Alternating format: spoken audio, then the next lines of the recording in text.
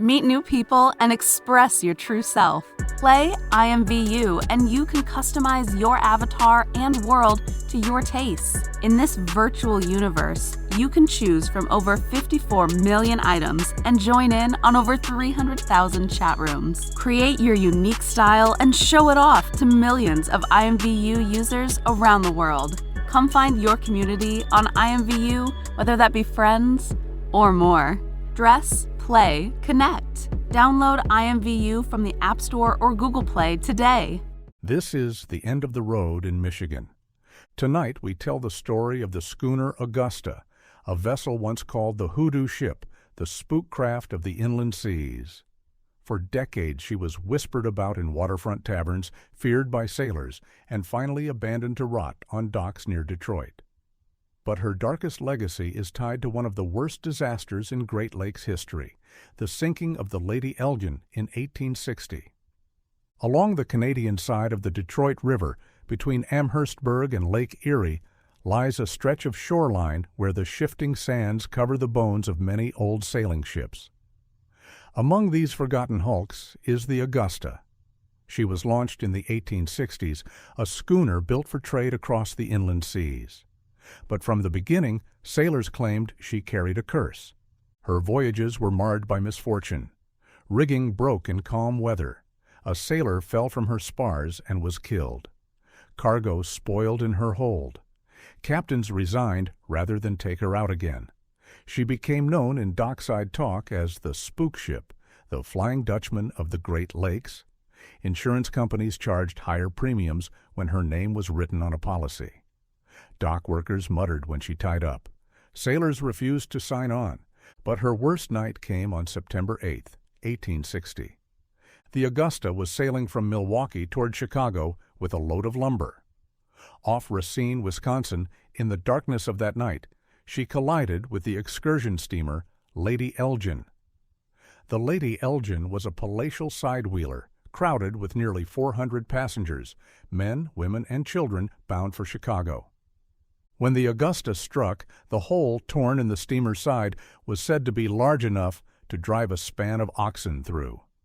In less than 5 minutes, the Lady Elgin was gone, swallowed by 20 fathoms of water.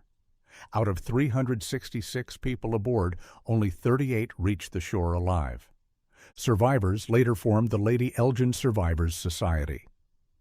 The last living member, Mrs. Marion Gray of Milwaukee, died in the early 1920s. For decades afterward, the disaster was remembered as one of the darkest nights on the lakes. But sailors told another version of the story, one darker than an accident at sea. They said the collision was no mistake.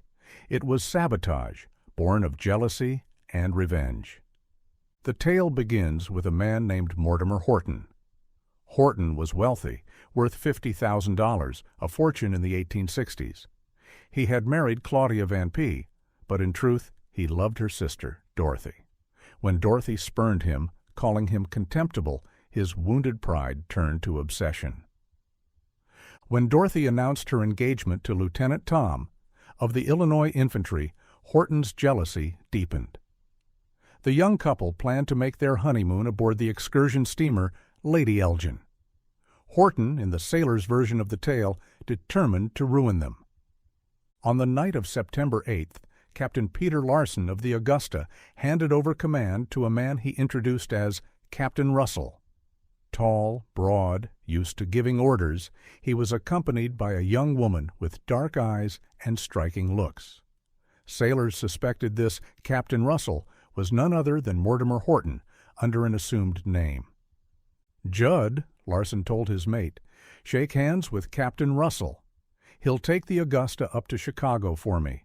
His orders are the same as mine."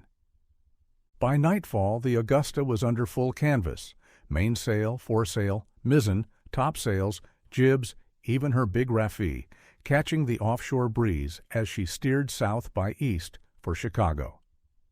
An old sailor named Charlie Backstays later told what happened next. "The moon was up about an hour when we sighted the lights of the excursion boat," he said. "The Augusta was slipping through the water like a greased eel." Charlie was forward when he realized a collision was imminent. He shouted for the helm to be thrown over, but Captain Russell did not move. The schooner struck the Lady Elgin just forward of her gangway, tearing through her side. Charlie heard pounding from the forecastle, the rest of the crew locked below with a padlock. Only Horton and Charlie were left on deck. At once Charlie knew the crash was no accident. The steamer was sinking fast, passengers leaping into the lake. Charlie rushed to lower the Augusta's yawl to rescue survivors. But Horton stopped him, pressing the muzzle of a pistol into his ribs. "Get for'ard, you swab," Horton barked. "Get a holt of the downhauls on them jibs. Leave the staysail alone. Let her rip." Charlie obeyed. The Lady Elgin vanished beneath the waves.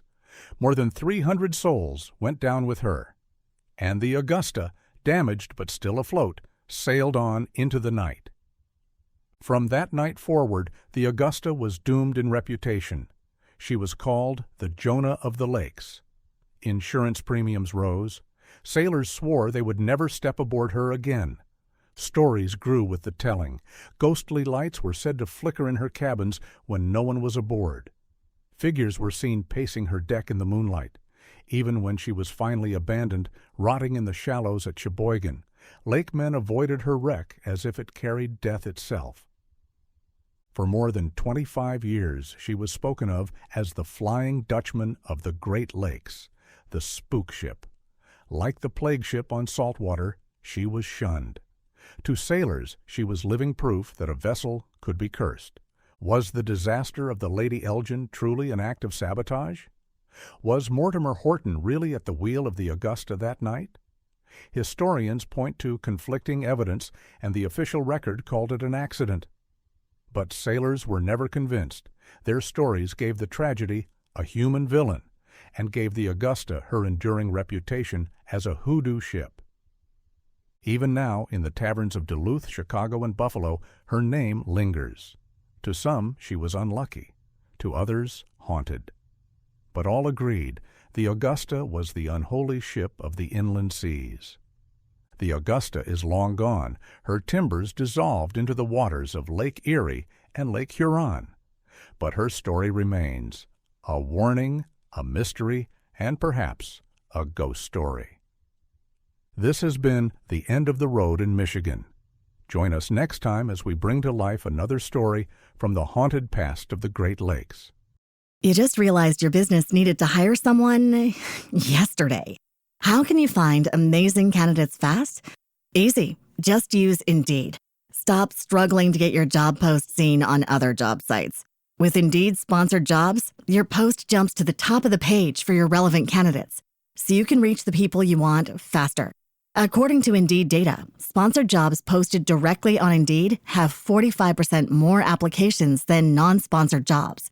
Don't wait any longer. Speed up your hiring right now with Indeed. And listeners of this show will get a $75 sponsored job credit to get your jobs more visibility at Indeed.com/ARTS. Just go to Indeed.com/ARTS right now and support our show by saying you heard about Indeed on this podcast. Terms and conditions apply. Hiring?